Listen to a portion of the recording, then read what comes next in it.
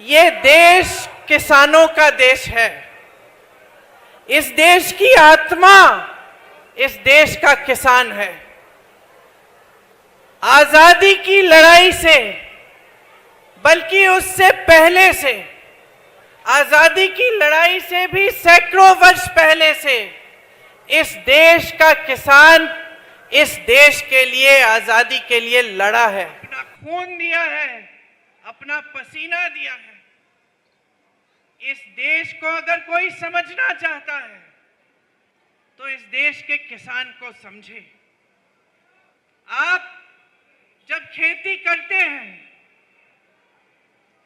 जब अपनी उपज को आप उगाते हैं, जब अपनी खेती को आप खुशहाल बनाते हैं, तो सिर्फ अपने बच्चों के पेट भरने के लिए ये काम नहीं करते।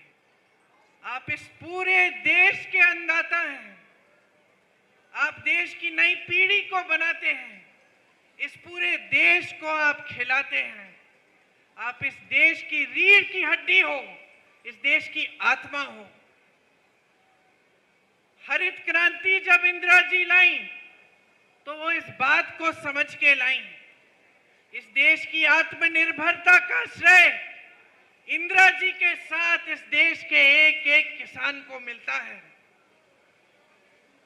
जिसने इस देश को आत्मनिर्भर बनाया अपनी मेहनत से, अपने खून पसीने से। लेकिन अफसोस की बात यह है बहनों और भाइयों कि आज जो हमारे प्रधानमंत्री हैं, जो सरकार आज देश में चल रही है, 10 सालों से केंद्र में बैठी है, वो इस सीधी सी साधारण बात को समझ नहीं पाए। वो इस देश के किसान का महत्व समझ नहीं पाए, इस देश के किसान का आदर कर नहीं पाए, आपके प्रति श्रद्धा से वो देख नहीं पाए।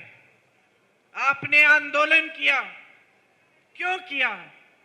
क्योंकि वो 3 ऐसे कानून लाए थे जिससे आपके की कमर टूट जाती, जिससे आपकी कमाई खत्म हो जाती, इस देश का किसान झुक जाता। इसीलिए आपने आंदोलन किया। लाखों की तादाद में आप दिल्ली तक आए।